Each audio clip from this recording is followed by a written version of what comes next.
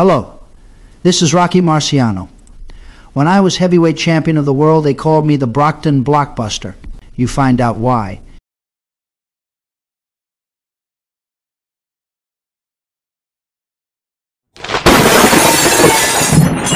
Welcome to the Rocky Marciano Archives, a channel dedicated to the life and career of the immortal champion. In this edition, we tell the story of Rocky's bout against the mysterious Gilly Ferron. We say mysterious because so little is known of this opponent, both before and especially after facing the rising Marciano. This was, however, a potential turning point in the career of our hero. Al Weil had decided to show off his rising prospect before an eager press in Philadelphia. The gathering of journalists were not keen to see Rocky, though. No, they were congregated to witness the recently retired Joe Louis in a 6-round exhibition against former opponent and member of Al Weil's stable of fighters, Arturo Godoy. Al was ready. Rocky was keen to impress. But as the title of this upload suggests, all did not go exactly to plan. So, if you can, sit back, relax, and listen as we relate Rocky's 1 step forward and 2 steps back. We hope you get something out of this. Gilly Ferron had taken part in his first known paid bout back in 1945. Since then, his career had been sporadic. This bout against Rocky would be only his 8th outing. Of his previous 7, he had won only 3. So Weil was most definitely erring on the side of caution on this day. Few could really blame him. He did not want to take a chance on Marciano not bulldozing through another foe and thus tarnishing the inflated image that he had spent the last few weeks blowing up like a balloon. As a way of demonstrating the importance of this bout, Marciano was not allowed to return home to Brockton prior to the fight as usual. Instead, he was escorted by Weil and the mysterious Chick Wergeles via car to Philadelphia. On the journey, Al kept on at Rocky how this was his chance. The good, the bad, and the downright ugly of boxing would be in attendance, including Harry Markson, head of the 20th Century Sporting Club, then the major power in the sport. If he, Marciano, impressed tonight, then the path forward would be smooth and glittering. Rocky, however, was nervous. "I was excited at the prospect of fighting in front of all those big people," Marciano would explain in 1958. But he, Al Weil, was getting me on edge. He never was the most comfortable man to have around, and this fight was the first time he tried to run the show. It was hell. Right from the moment that the quintet of Marciano, Goldman, Weil, Colombo, and Wergeles arrived at the maze like Convention Hall on Civic Center Boulevard, Weil began barking orders.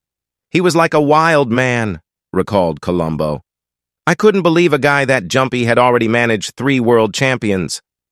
The over-energetic manager did manage to calm down enough to introduce his charge to the legendary Joe Louis, describing him to the implacable legend as the next heavyweight champion.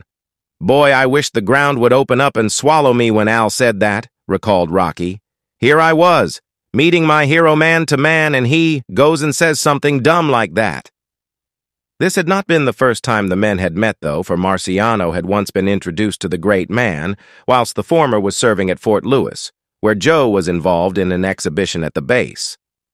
Unsurprisingly, Louis showed no sign of recollection. Why should he? During his later years in the sport, he was introduced to thousands, both talented and also Rands, who dreamt of following in his massive footprints. Rocky's childhood friend Izzy Gold remembered an even earlier meeting between the two. He was a guest referee at the Brockton Arena one night, and we followed him to the men's room. He went in a stall, and I boosted Rocky up. Then he boosted me up. Then Joe Louis looked up and saw us, and when he came out, he gave us $1 apiece.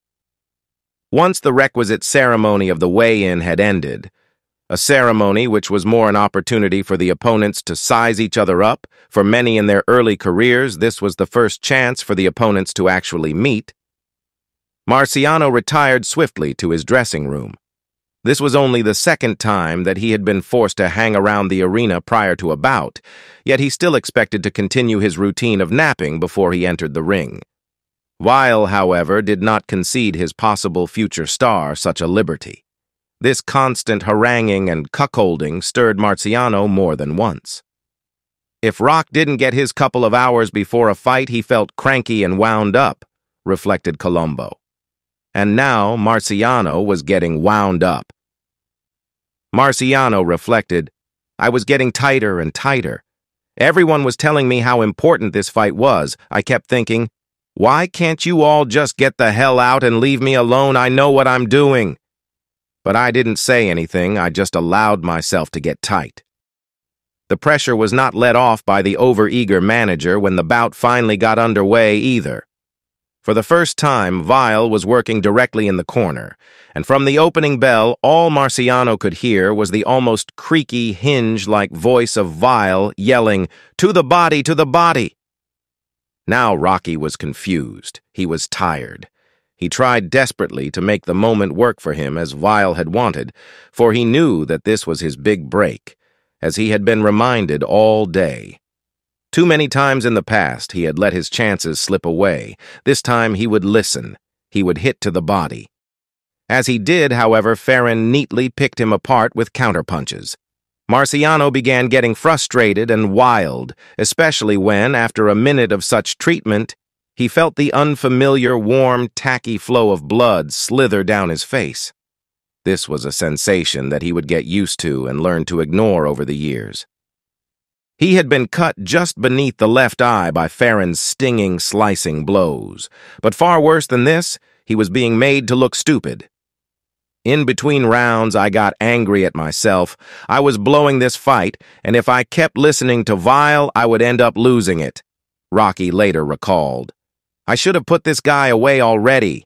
I said to myself, come on, Rocco, take this guy out. So I went out the second round and fought my own fight. Forgetting everything he had been taught, he reverted to his youth and simply swung away, charging at his foe with the zeal of a street fighter. Not giving a damn now to what his opponent was throwing back, the only thing he cared about was victory. He swiftly overpowered his foe and took control, sending the 20-pound heavier Ferron to the canvas. Gilly, though, was game as well. He rose tentatively, only to have his left brow smashed open by a slashing right from a rampant Rocky. This was followed by another huge, swinging, clubbing right, the punch that would later be dubbed Susie Q. Susie was christened and nurtured by a bachelor, chronicled British journalist and author Harold Mays in his 1956 biography of Rocky Marciano. A wizened little man, Mays continued. Charlie Goldman is his name. Never has anything been able to descend on an unprotected jaw with such speed, force, and fury. No one is really sure where the name originated. There are those who believe that the name of Rocky's mythical Sunday punch was given instead by Brockton Enterprise and Times sports editor Victor C. Dubois, who came up with the tagline after listening to the popular song Doin' the Susie Q, released originally in 1936 by jazz musician Lil Hardin Armstrong. From whencever her origin, though Ferron did not care, for the punch, described by boxing historian Burt Randolph Sugar as a right hand from hell, crashed heavily against his skull and sent him to the canvas. Once more he rose, shakily. Marciano, sensing the end, wildly attacked, half punching, half pushing the tottering Ferron to the floor once more. This time the referee had seen enough. He called a halt to the carnage at 2:21 of this, the second, and final round. Gilly walked slowly, unsteadily to his corner. It would be the last time he walked this route for some 4 months, as he recovered from the battering. For Marciano, the victor, he too would remain out of the ring until the following March. Marciano had won the bout, and won decisively, yet still Weil was beside himself. Rocky had made him look bad, or so he thought. For days now, the usually astute manager had been going around New York and Philadelphia, proclaiming the coming of a new king. After Marciano's performance, however, the sloppiest since his formative bouts, the fight crowd, who should have been in deference to the ascendant's claim to the throne, instead derided him. We all thought Weil was starting a gag with this Marciano kid, and we wished he'd share the punchline with us, said Jimmy Cannon, commenting on the thoughts that were shared by the majority of journalists in the immediate aftermath of the, on the surface, abysmal display. "He may not look pretty," returned Goldman at the almost complete blanket disparaging, "but he looks better than those other guys flat on their backs." To Weil privately, Charlie was quoted as retorting, "Let them laugh. The last laugh will be on us." Still, the otherwise normally careful manager, who brought his fighters along following a certain distinct arc, had been viewed by some as rushing headlong into euphoria over this still underdeveloped fighter, unusual for the otherwise staid Weil, who would bring his boys along slowly at first, before pushing them into the faces of the press. The almost universal criticism of Marciano may, however, have been more of an attack on Weil himself. Rocky was merely the unfortunate outlet for the writer's vitriol. It was an open secret amongst the boxing cognoscenti that there was no love lost between Weil and the media, mainly brought about by Al's own domineering attitude once he had control of someone the journalist wanted to write about. Added to this was the fact that he had his favorites amongst the press, his acolytes, those certain few to whom he would pass a few bucks beneath the table in exchange for sweetening their rhetoric when they came to write up a fighter. Then, as now, it was the media who made a star, especially a fighting one, and just as quickly destroyed them. In an era where television was still a fledgling medium, and then only preserved for a few, readers were influenced by the words printed in black and white on the broadsheets of the day. Never was this more evident than when Joe Louis defended his heavyweight championship against Max Schmeling in 1938. Then the press took an almost godlike role, painting the previously highly regarded Schmeling as a dark Aryan devil, whilst, in contrast, Louis became glorified as the savior of the world, whilst the pair fought under the shadow of the looming Second World War. The two principals in this drama would never fully recover from this vivid portrayal. Sure, Marciano was not being quite so poetically muted, however. What the press were compiling in words now would stick with him through the majority of his career. Even now, in the present day, we are, some of us, guilty of judging him by the pen of those who have gone before. However, in reflection, this bout was not the catastrophe it has been painted to be, at least inasmuch as characterizing Marciano, the man and the fighter. Yes, he was sloppy. At one time, he threw a punch so wild that he scraped his knee on the canvas. But in one respect, this was a defining bout in his career, for there he was in the first round getting beat, plain and simple. He was hurt, he was cut and bleeding. His mind temporarily was not on the fight. He was, in essence, staring defeat in the face. Yet he pulled it around through sheer will, battling back against blood, against bruises, against injury. And he was injured. That is what kept him out of the ring for some 3 months, adding to the despair in the immediate aftermath of the bout. In the first round, in desperation, Rocky had thrown a roundhouse right, which had thudded off the taller Ferron's skull.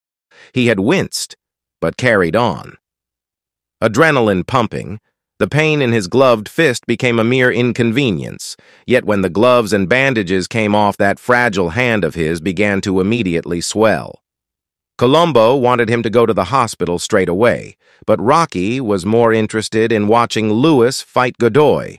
Louis won the 6-round exhibition 5 rounds to 1, and held off the inevitable inconvenience of visiting a doctor, at least until he returned to Brockton the following day, by which time the hand had swollen to almost twice its normal size.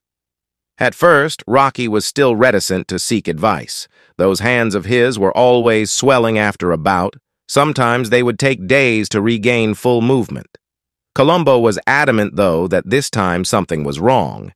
He was more than aware of his friend's previous injuries, and he worried. If Rocky had fragile hands, then that would be that. Future ended before it had really got a chance to begin, unless they got the problem sorted now. After badgering from all in his corner, Rocky was cajoled into not waiting and promptly visited a New York hospital where his hand was assessed. The prognosis was bleak. He had chipped a bone in his right thumb that would need an immediate operation to remove the splinter, after which his hand would, once again, be set in plaster. News that he was sporting a cast on that hand was met with concern by the Brockton press. That injured hand that Brockton's Rocco Marciano suffered in winning a knockout victory down in Philadelphia Tuesday night may be more than just a mishap that athletes suffer during the course of competition in various fields of sport, reported the Brockton Enterprise-Times. For this, the paper continued, is now the third time within a year that Rocco has injured that same Duke, and to those in the fight game, this an indication that the Brockton belter's hand may be what is known in the fight trade as brittle. At first, it was hoped that the cast would be worn for only a matter of a few weeks. With rest, Rocky should be back punching again in a month. But it didn't happen. In fact, it would take over 2 long months of more diathermy treatments, more physio, before Marciano would be fit to box again. It looked like it was going to be a long, hard winter. Thank you for listening and for your valuable support. Join us again next time as we continue the Marciano story. Until then, we will see you down the road. If you like this content, then hit the subscribe button. To really support this channel, consider joining for just over $1 a month and unlock ad-free members-only content. Every member will play a key part in revealing the real Rocky. As soon as the bell rang, it was a completely different person going out there, and I couldn't explain it except I just enjoyed combat. I just enjoyed the sport that I had learned so well, and I had practiced so much that when the bell rang, I did a job. I could concentrate on the opponent. The fight itself was strictly to prove myself as a fighter. I had to prove that I was a better man.